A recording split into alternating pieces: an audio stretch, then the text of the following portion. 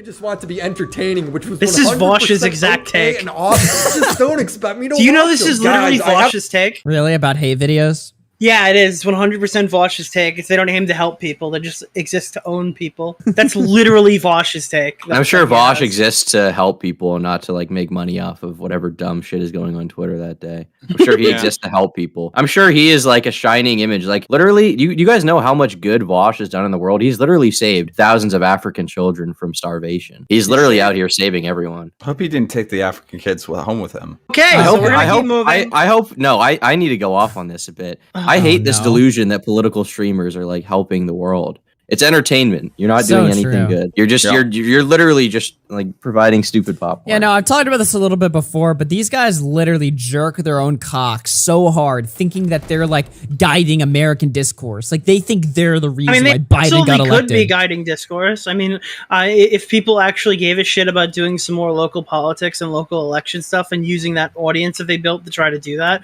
I think they could have some like local impact. I don't know, networking with Congress people, setting up massive events. Policy doesn't pull in 700 concurrent viewers. Local policy doesn't pull in like 3,000 concurrent viewers. Mike from PA literally has said this himself that he can't cover any of that stuff because no one will want to watch it or anything. So they make the active decision to be like personalities and not politics. Like people. They don't do it because their autistic like fights that they have with other people spill over into that, like with Destiny and that's fine with crazy Hassan people. See, but what Hassan argues is he's tried to like do stuff like that too, but he does it low key, and he uses the money he makes from these debates and stuff like that to try to help out his stuff. Which if it's true, that's good. Yeah, but if it's true, that's good, and it's also good that people were attempting to do stuff like that with like knocking on doors and stuff. It's just like none of the other people attempt anything remotely close to that. So like all those people, I mean that's what Tom's saying. They're entertainment where they like grift on like. I think the moment you stop viewing any like, because there was a time when like I thought that like they genuinely believed that they were helping people. I don't think Vosh really thinks that. Maybe he says that sometimes. I don't think he thinks. No, I think he's I think he's megalomaniacal enough to believe that. I think he'll say it. I think in reality he's like cynical about it and knows that like he's just self-benefiting. Does Vosh even talk about socialism that much anymore? Like he barely covers that shit. You know what I mean? See, there's a difference between self-benefit and that, because I don't think it's entirely self-benefit. I do genuinely believe that a lot of people who fall down like rabbit holes will watch that kind of content and then kind of like shift their political views that way. I just don't think the impact is great enough to say they're actually contributing to legit politics. Like when Hassan Piker said a minute ago that like people treating me like this on stream is why Trump won the election, like shut the fuck up, you're retarded. But like when people say like, oh, because I mean there is real world examples of this. Those guys do get like shitloads of emails going, hey, I thought X, Y, and Z, and then I watched you debate X, Y, and Z, and I realized they're not as smart. That's not really a net benefit to society though. Like all those people did those are people that have like very thought. like they're very like impressionable, they went from one cock to the other, people that just want like an authoritative daddy figure to like tell them what to think essentially. Even if that is the case though, and you believe that your politics are better, right, and you heard those sheep in your direction, wouldn't that be a net positive? Maybe not a huge one, but wouldn't that still be a positive in your eyes? I have talked to probably, I would say, 4 people who regularly watch Destiny's content that have like the capacity to have original thoughts. All the other people are just like literally you could but even if you can't have original thoughts, you could still vote. I mean, not in a way that it's really going to affect anything really. So is your stance that people shouldn't vote because their votes don't matter? Wait, in general? Wait. I have a question. I have a question about that. You said they can't vote in a way that will affect anything really. So you have a smart person and you have a retard, a complete dumbass. Okay, both of them vote in the same way. That vote is the same poll. It doesn't make a difference. Like how can you not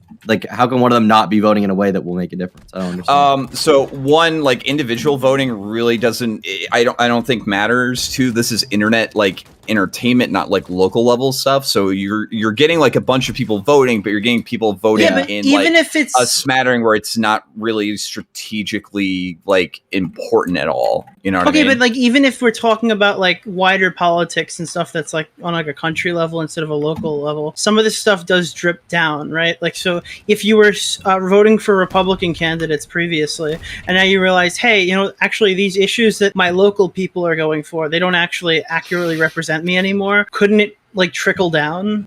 So there's two problems with this. One, largely I believe that these audiences are mostly to because like you take a look at like the Voshes and the Destinies, and like 95% of it is just basically kind of like ass backpatting or whatever, of like, we're so much smarter than these people. We're literally right and they're literally wrong. Wait, like, we're talking about like literal examples of people sending emails saying you've changed my mind. But they also cater to audiences that think that like just simply doing that is like a net benefit of change in the world. Exactly. They're catering to retards, but those retards vote. Like now we're back in a circle again. So like, yeah, like even if they're catering to dumb people who go to like streamers for their political ideologies, those dumb people are still voters. Right, but okay, so if Vosh and those dumb people talk to other dumb people. If Vosh or Destiny really wanted to like affect actual like physical change in the world, he would have like a segment on his stream every time,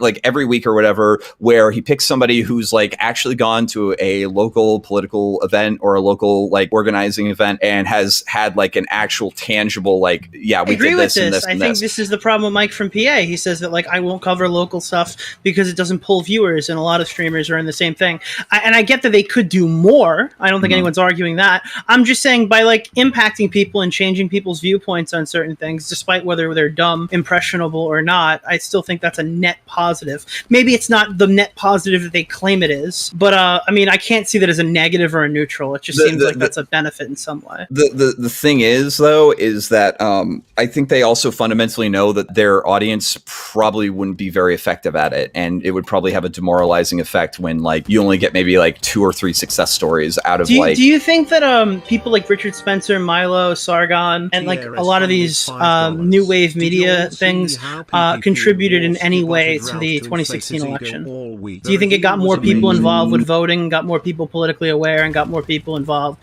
Like especially maybe even the compilations of CNN and stuff like that from before the election. Do you think that media played a role in that? I'd say a small fraction.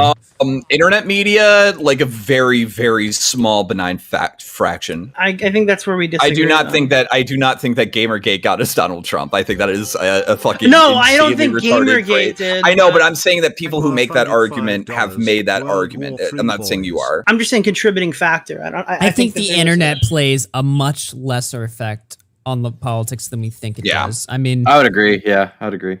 Yeah, I would say that just general media strategy, unlike actual television. I used to agree with that, but now like I have real world examples that dude, I'm sorry, bro. I think my uncle's fucking crazy. My uncle watched too many Facebook videos, and now he wants to retire from his job early because they're telling him he either has to get vaccinated or he has to take the fast acting tests or whatever when he goes to work and stuff like that. And his response to me, and again, like I don't care if he wants to get vaccinated or not. It's not my fucking position. It's just like he tells me I don't want to take the COVID tests because I hear the stuff they put up your nose to test you is a carcinogen and I don't want to put that in my body. And I'm just like, you're a fucking extremely overweight diabetic fucking gambling addict chain smoker who's not getting a COVID shot, and now you're telling me you're afraid to take a nose swab because you're gonna get cancer because you read something on Facebook? Why would there be carcinogens in a swab? That doesn't. I don't fucking know. Okay, but I'm just saying. It's literally just paper. Like, I'm witnessing this. I'm not saying pipeline theory, but I'm witnessing like Facebook shit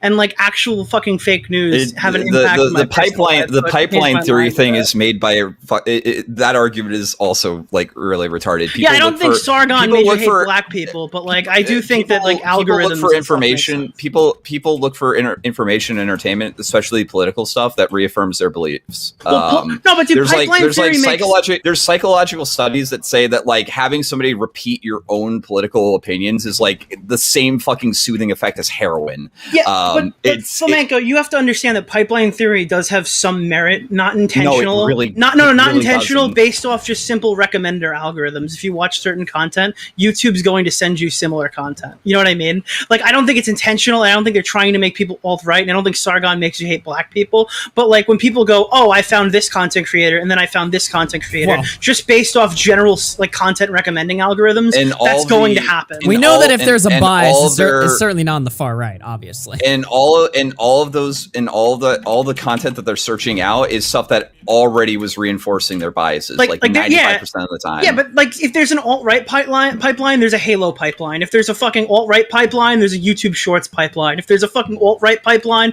there's a commentary pipeline where you get my Def Noodles video recommended to you every time you go into your feed. I actually agree with Nick on this, by the way. I do think the pipeline it's just real, basic recommender algorithm. But it's not like you're only going to get that stuff recommended if you're already watching stuff that's already agreeing with your biases. Yes, but like that. But you understand how that can get like I can go from watching a conspiracy theory video on the moon landing to Sandy Hook isn't real in 2016 because I know I did that.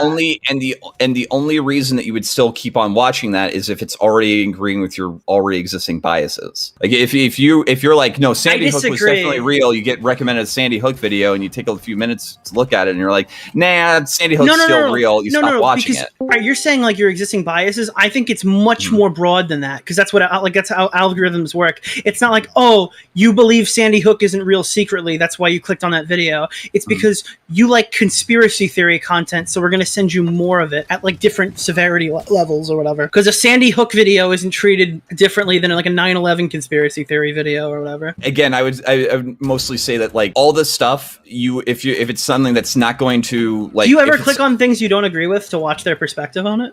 Yeah, generally a lot of. Because I'm like a huge fan of Mouthy Buddha, and I don't think there's a huge pedo conspiracy at fucking Turnabout Ranch or some shit. Right, but I'm not also getting like if it's going to like reinforce a political belief, it's largely something that already existed there in the first place. I don't think people arrive to like new beliefs or new positions solely through like recommendations on YouTube. See, it's weird when you're describing people like who watch the Destiny stuff as can't think for themselves and retarded, and then we like use these examples like, these people were already thinking this. It was confirmation bias. Like they're all self-aware of the things they're clicking. 95%. I think people on YouTube are just dumb fucking retards. 95% of Destiny's audience are people who already agree with him and want that authoritative figure. There's like a few. There's probably like 10% of his audience that came from like a relatively decent debate showing, whether it was like actually earned or if it was something that he kind of like just said that he did or whatever. By and large, though, people really aren't swayed by any of these. Like everybody who came into the debate on like somebody's side is generally going to come out. But I'm not just talking about Destiny. You were making like all lefty politics channels, kind of like a broad stroke there in terms of like their overall impact in the last conversation. No, I'm talking about all political channels. Yes, that's what I'm saying. All political channels. Yeah, that's what I just said. So we were talking about that. Now it's like when we have these people who click on recommender algorithms to watch like conspiracy videos, like obviously they're clicking on these videos because they already had this thought and stuff like that. Like we're granting them so much more agency over them than like the actual like the lefties in the last conversation. I don't know. I think that some people just click into stupid stuff and then they just watch more and more of it, and then like you're getting like the gradual push, right? Like when you go to the gym the first day, you do something, you can't really see the impact of what you did. You go to the gym for 10 days, you still really can't see the impact of what you did. You go to the gym for 2 months, you go, okay, wait, I'm starting to make some gains now. I think that's kind of how our brains work in a way, where it's like I watch like 15 conspiracy theories, and if I can start rationalizing certain stuff, I can go down a path where like maybe something that I agree to 2 months down the line I would have thought was crazy. Was there a video, or was there like a topic or a position that you had like a fundamental like disagreement with that later on, like I guess like seeing content that was arguing in the opposite direction kind of shifted your position towards something? I mean, my position gets changed all the time. Like initially, I'm talking about like fundamental positions though. Are you asking like if my mind's ever been changed on like a big like a real world issue? Like if there was a position that you had that you were like 100% like this is how I am on this and nothing's. I mean, all the time. Yeah. I mean, like if you ask 20, I don't know, freshman year Nick about like trans people, for example, I would tell you that I'm not using any pronouns other than he and she, and then a woman is a woman and a man is a man. I think I've pretty drastically changed that position over the last few years. Yeah. Why did you change that position though? I would say that and it was gradual. It was gradual. I would say that most people are generally not going to do that, at least in my opinion. I mean, I think a lot of people do, especially when you get to college age. I think most people do. College age. Well, my too, freshman year of college is the first time I met a that's trans person in real life, and I found out that they exist that's the outside other of Twitter. important thing. With young people, it's probably a little bit different because you don't think that if people are presented with evidence that debunks their worldview, they can change? Like a flat earther always is going to be a flat earther. It's the age specifically, and also depends on like how willing they are to actually engage with what's being said, I guess. Yeah, I don't know. I think that like as human beings, if we're being presented with stuff that like doesn't adhere to our current worldview, and we're actively pushing away from it, that's acting bad. as if all humans are logical, though. A lot of people are just dead set. Like, whatever again, I was told when I was born is what I'm you're gonna giving like believe a for the rest really of my doomer, life. like a doomer look at. I mean, humanity. life is doomer, though. Yeah, humanity sucks. I have a very cynical look at like a lot of shit. Look, the reality is a lot of people you look at a lot their of people positions on things from like morals and like religion, right? Yeah, and a you lot can of the almost alt never writers move that we people from watch, that. like a lot of the alt writers we watched 5 years ago, are telling everybody that they're like neolibs now. So like I don't know. Yeah, most of them are doing, especially but a lot of those are just fucking most of them are losers doing. Most of them are doing that for money. Like I'm just saying, if you look at a lot of people 5 years out, change in her positions, and it's 100% like, profit. I'll give you an example. All right, nobody is ever going to change my position on Christianity, for instance. I'm always going to be Christian. Yeah. There's nobody that's ever going to change my mind on that. A lot of people have things that they're never going to fucking let go. I think you have to be open to change, otherwise you have a really sad existence. I don't think there's anything wrong with some things Christianity, but I think other things, like for instance, like I always think just randomly killing people. You don't think you can have it? Nobody's so ever if you convince me. Say you're a Catholic or whatever, and then like, all right, again, this is a nuclear example. Say you're like a Catholic or something, and that you like have all these Catholic beliefs, and then like you find out that your church has been stealing from you. The fucking priest raped your kid. Like all this shit happens. Well, I have an issue with the church and the priest, not like you the have a problem with the church, not the police. Well, actually, I do have a lot of criticisms of the institution, but the I'm religion just saying, but like itself, you don't think that somebody could get kind of black-pilled off of having like a bunch of bad interactions with church and go, oh, you know what, dude? Honestly, if there's a God, they wouldn't have done this to my family. You don't think that a person could turn that around happens and say, maybe all the time to people. Yeah, but see, it never happened to me though. They've had a fundamental change then. Right. But there are people that would change their mind, and then there are other people. Dude, I know people that have just been dealt the shittiest hand in life, and it makes them stronger in their beliefs. Right? There's some people that just will never let go of that. What happens? So who are all these people who later in life decide, you know what, maybe the fucking Talmud was the answer or something? I don't even know what fucking religion that is. Well, my argument is just that there are people... There are some people. Like, do you think those are weak-minded people who couldn't stand by their conviction? If they're like, you know what, actually, the Torah. No, because most of these people that are that dead set on that thing, it obviously benefits them in life. It obviously gives them the answers they need. It obviously gives them something to look forward to. That's why I'll never like torch towards. Religion, even though I don't like it. Yeah. Right. Now, if somebody is dead set on a thing that is objectively harming them or hurting them, then yeah, I think they're weak for that. But if it's benefiting them and helping them, it's something that they get a real like clarity from, then no, I don't think that's weak. I think I think you kind of agree with me then. Like, I think that people have the ability to grow and change if they if I'm just saying with, like, there's some things that just like not everybody's gonna look at like a piece of like a graph or a piece of data and think, oh, okay, I believe this different thing now. A lot of people just be like, no, I don't care. Like, because that means like everybody who grows up in an environment of racism is destined to be racist. Like every person who grows up in an environment, because like we learn a lot from what our parents teach us, right? I don't think I hate black people or something. Like if I did, I don't think I'd hate black people. Racism because, like, is a tricky one. Does, you know what I mean? Racism is a tricky one because a lot of people that are like hardcore racist based on like what they grew up around will grow up and be like, okay, why do I care about this again, or something like that. Yeah, and I think that happens a lot. I think that people who grow up in like really weird scenarios turn around and go, actually, all right, that's a bit yikesy. Yeah, but then there's other people that like base go like super in the other way. Yeah, there's other people that base their experience or their opinions on an entire race with like negative experiences of people or something. Like I don't know, I don't want to make an example because I might accidentally sound racist, but yeah. Cancer a year after dying. Look, I mean, it's entirely possible, and I don't think it. So I don't think it's a good thing. Prefacing this, but like, I could understand someone who has a bad experience with something, looking for a reason to blame that bad experience, and then using like something as a scapegoat. I still think it's objectively bad, but like, I don't know. I think that happens. It's a very common occurrence. I have this friend who really, he really doesn't like Mexican people. Actually, it's kind of weird. It's because one time he was ordering from this restaurant, he told me they didn't have any fucking beaner blast, dude. They didn't have any.